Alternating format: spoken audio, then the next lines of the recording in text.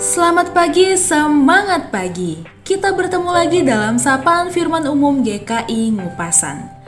Bapak, Ibu, dan sahabatku, kita mungkin sering mengatakan, "Salam kenal ya, senang berkenalan denganmu." Atau kita sekedar tersenyum ketika berkenalan dengan orang baru. Namun tak jarang juga ada banyak orang yang memilih untuk diam ketika berkenalan dengan orang lain. Tak dapat kita pungkiri jikalau ada banyak orang yang sulit dan takut berkenalan dengan orang baru.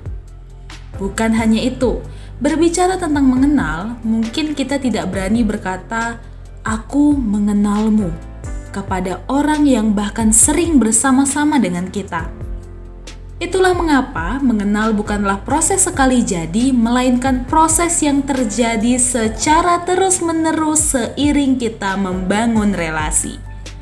Proses mengenal adalah ramuan yang penting yang membuat relasi kita semakin dekat dan akrab dengan yang lain. Relasi yang dekat dan akrab adalah relasi yang Yesus tawarkan kepada orang-orang di sekitarnya. Relasi yang dekat dan akrab itu dibungkus dengan sebuah metafor gembala dan domba-dombanya. Yesus memberi dua jenis ciri-ciri gembala yang baik. Pertama, gembala yang baik pasti mengenal dan dikenal oleh domba-dombanya. Dan yang kedua, gembala yang baik adalah gembala yang mau berkorban demi hidup domba-dombanya. Yesus dengan jelas mengatakan bahwa Ia adalah gembala yang baik, gembala yang mau mengenal dan berkorban demi dombanya. Karena itu, domba pasti mengenali gembalanya yang baik hati. Bapak, Ibu, dan sahabatku, relasi yang akrab dan dekat mengandung dua unsur yang Yesus ceritakan dalam metafor gembala dan domba. Unsur itu adalah keintiman dan interaksi timbal balik. Keintiman adalah kedekatan, di mana Yesus dan kita saling mengenal satu dengan yang lainnya. Yesus mau mengenali kita apa adanya kita, dan kita diajak untuk mengenali Yesus hari demi hari. Interaksi, yaitu adanya hubungan timbal balik.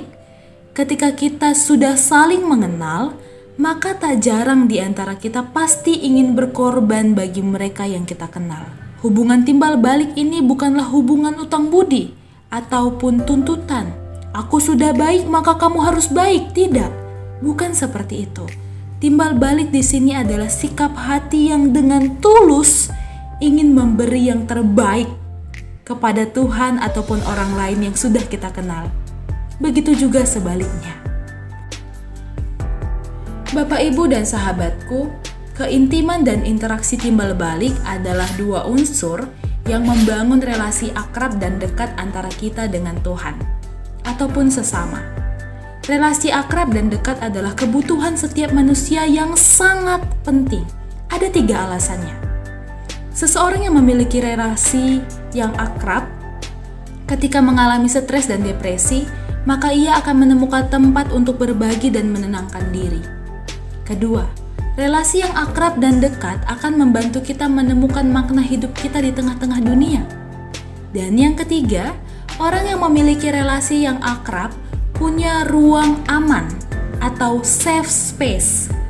Ruang di mana kita berani tampil apa adanya diri kita.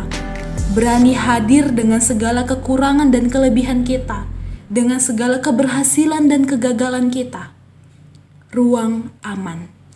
Bangunlah relasi yang akrab dengan Tuhan dan sesama. Belajar mengenal dan memberi, belajar membuka diri dan menerima. Saya yakin kita semua pasti mampu berelasi dengan apa adanya, bukan dengan ada apanya. Berelasilah dengan Tuhan bukan karena supaya harapan kita terkabul, melainkan supaya harapan kita dibentuk ketika kita bersama dengan Tuhan. Amin. Selamat memberi dan menerima. Tuhan mengenali saudara.